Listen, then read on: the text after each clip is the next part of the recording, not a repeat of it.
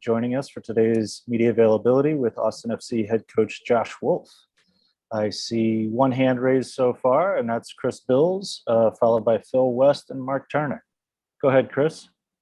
Thanks, Will. Hi, Josh. Obviously, we've been seeing the rumors about Sebastian Drusi. I don't see any smoke machine at your side, so I doubt you're going to confirm that. But one thing I've been thinking about with that is, how important is it to you, as the coach of this team and as yourself, that this club sort of does all that it can to follow through on some of the promises that were made preseason, that being, pushing to make playoffs, signing a third designated player. How important is that at this stage in the season to you? Yeah, I think it's important that, we discuss what type of club we are. I think we've always talked about we want to be a playoff competitive team. Whether or not you have 3 DPs or not, that's irrelevant to whether or not you have quality to be a playoff team. I think we have enough quality to be a playoff team now, but our ownership group, our entire organization has always said we want to be competitive, and we obviously welcome the idea of having 3 DPs. And there's nothing to report at the moment, but we continue to look for players. We look to make the team strong. We've obviously had a lot to deal with in this first year, in this first part of the season, albeit injuries, being on the road, and obviously not scoring goals and winning at home. So those things all add up, but we got to do things in a responsible way. There's a lot of positives in what we've been doing. The negatives are we haven't scored enough goals, and where we create decent chances, we've lacked that punch in front of net, and we'll continue to look for those players. Josh, is Mackenzie Gaines still training with you? And if so, what have you seen from him? And Mackenzie's still here. He's again, he was obviously a welcomed addition. We were short on numbers for a while there, and obviously he's a local, and he's an attacking player. So he's continued to work with us, and again, his progress has been good. Phil?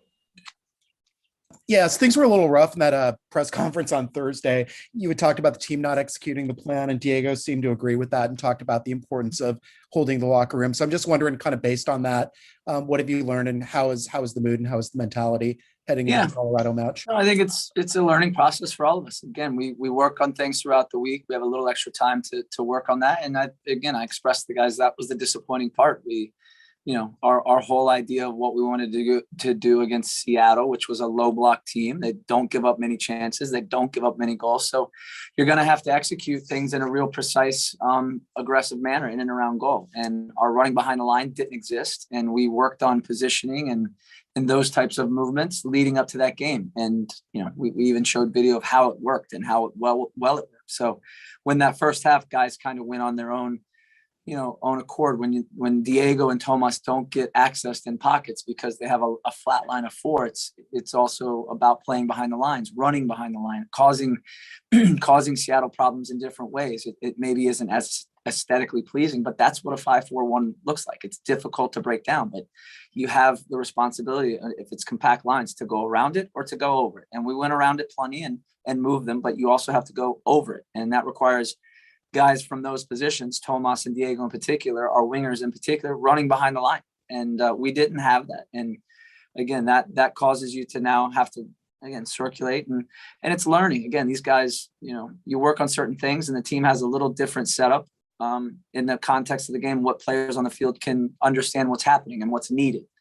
So that's part of the learning process for the players as well as for the coaches. But the players take everything in stride. They work their asses off, and that I appreciate. And they come to work this week ready to work, and they're learning, and we're growing each game, and the results are what they are. We're not ducking that. We certainly should be better than where we're at, but we are where we are. We're getting what we deserve, is what I always say, and we got to get better, and we'll continue to work on that. But the group's great. The attitude's great. The morale, they compete. They love coming to work, and we just have to continue to get better. It's a long road. This is, the first 13 games of this 14 games of this team's existence, and it's never going to be easy. So we just got to keep pushing along and stay positive and make progress.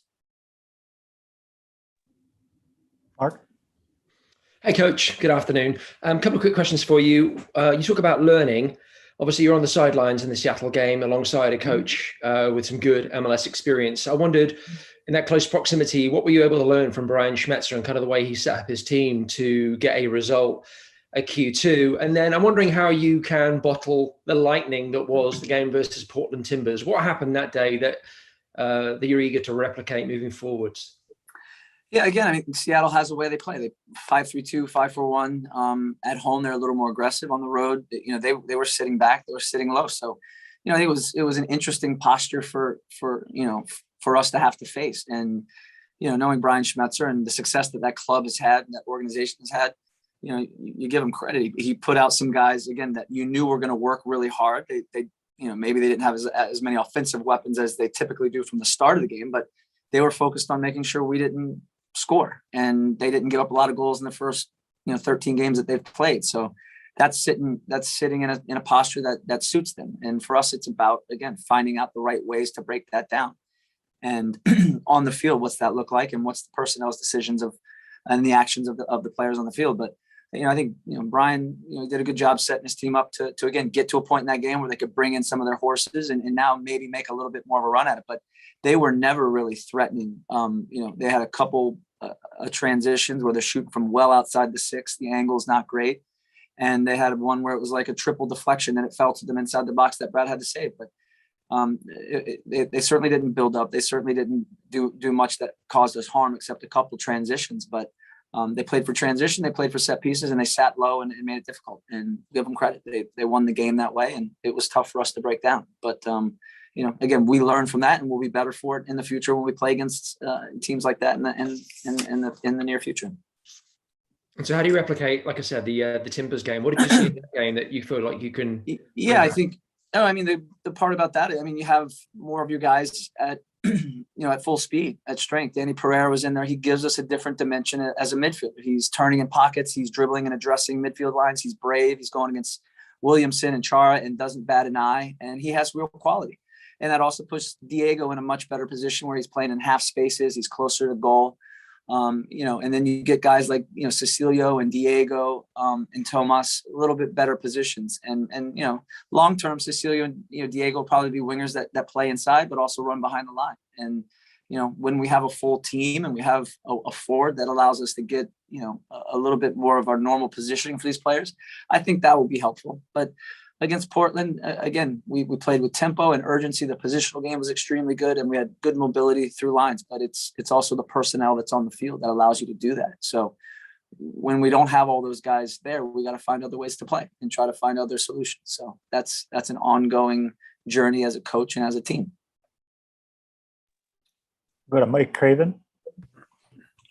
Coach, you guys were given kind of a little bit of break. You're supposed to have a match tomorrow. Is that a positive thing to get a little bit of extra time, or was it one of those times where after a loss, maybe you want to get back on the field as soon as possible?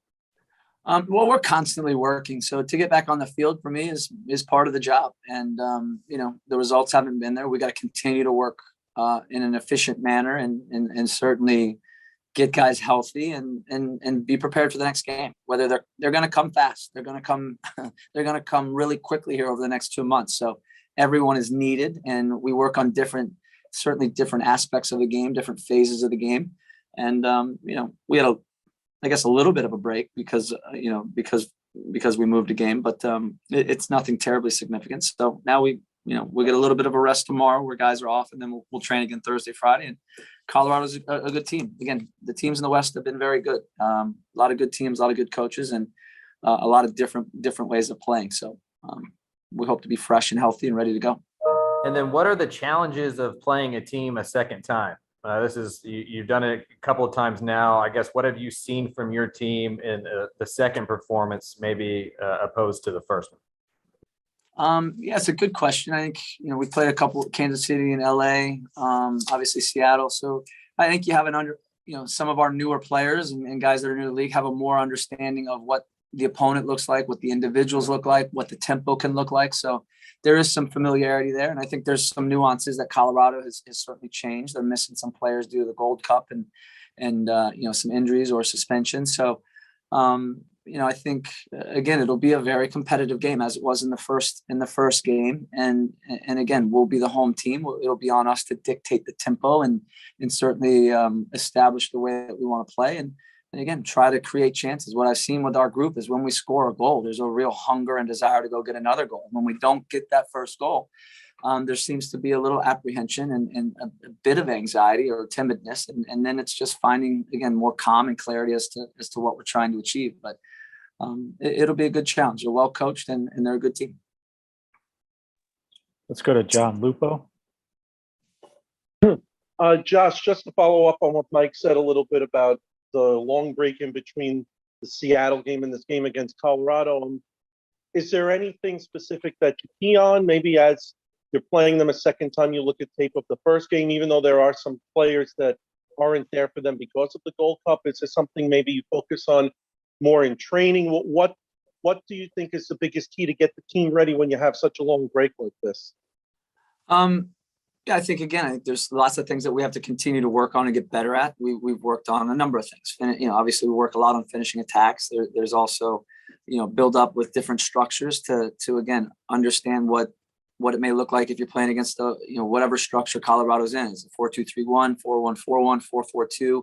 We played opponents with back three, so those things also do affect the way that we would go out and position ourselves. So we've worked on a couple of those things just again to give clarity, to give more understanding of what our roles and responsibilities are and what we're trying to achieve. And then as the opponent changes, some of the things that we can change. So we've worked a little bit on many facets with the extra couple of days that we've had. So I think that's helpful to our development of our game model, but also to give our guys some clarity as to what it's going to look like or what it could look like against Colorado. But again, when they come out and play, then then the game unfolds and decisions need to be made in the context of what's happening on the field. What is the structure?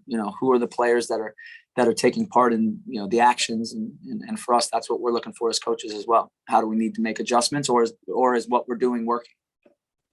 And I know that Musa's not here yet because he has some issues with paperwork and his visa. And I know you can't talk about a player that's not officially on the team, but I'm sure you've seen some of the reports that the team is interested in a striker from South America. So just when you get Musa here, and if that player comes, does that change the way you play the formation, how you would integrate them if you keep the formation the way it is? Or what do you think of the fact that the club has one player here and maybe another striker coming in to sort of beef up the attack?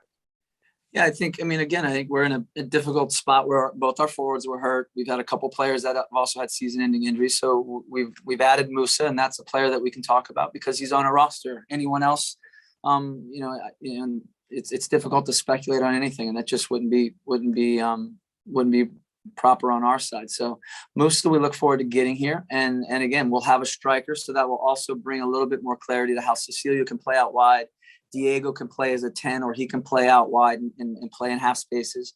Whether or not Danny Pereira gets healthy, when he gets healthy, again, what does that look like in the middle of the midfield with Pepe and Alex, and where does Tomas fit in? So what it does is getting Musa here gives us again a reference point as a striker, and from that standpoint we can start moving some other guys into, I think, places where they can be more influential. Diego Fagundes has been a very consistent, good attacking player for us. I want him closer to goal. I want him closer to the forward because that's where he excels. He's very good between lines. He runs behind line, and he's one of our best finishers. So getting him in those spaces with other players that have quality is what I prefer and what we look forward to. So obviously we'll wait and see where Danny Pereira is health-wise, and certainly Cecilio is someone that, again, we would prefer to play out wide, but because of no forwards, we've used him as a forward. Again, we can move him back out wide, maybe put Manny or Johnny up top, but it's nice to have a true striker. But we'll keep trying to find the right solutions.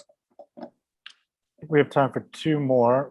One from Zach Smith and the other from Jorge Iturralde. Go ahead, Zach. Thank you.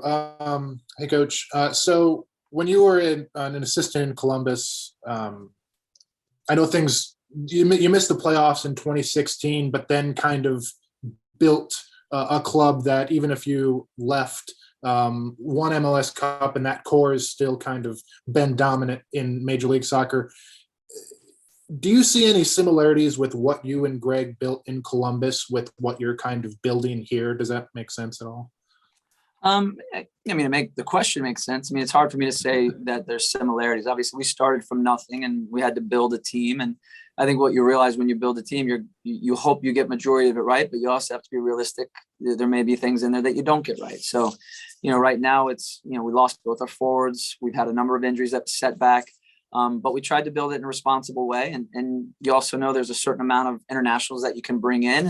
And along the way, maybe as you get guys green card, you'll be able to add more internationals. So, I think that's the challenge when you come into a team that's already has players. You're digesting what those players are, how you're helping them, but also along the way, you're doing a similar process. You're having to evaluate, assess, move players on, and bring new players in. And from that standpoint, it's all brand new, and all these players are new, and it's a new structure and it's a new identity for all of them because nobody's been part of it, and there hasn't been an establishment of that. So, there's some similarities because you are bringing in a way of playing.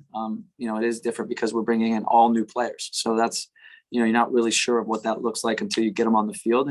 And that development, I think, has been really positive. The way that we play and the consistency in the way we play and most phases of our game has been very good. And there's been a lot of progress on a lot of phases. And I'm a coach, and maybe it sounds positive and optimistic, but that's the reality. For me, that's the reality. Defensively, we've gotten better. Set pieces, offensively and defensively, we've made progress.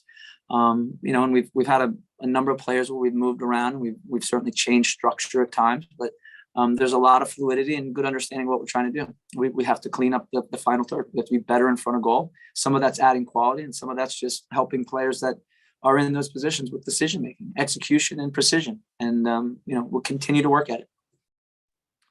Jorge, bring us home. Let's go, Jorge. Hi, how are you, Josh?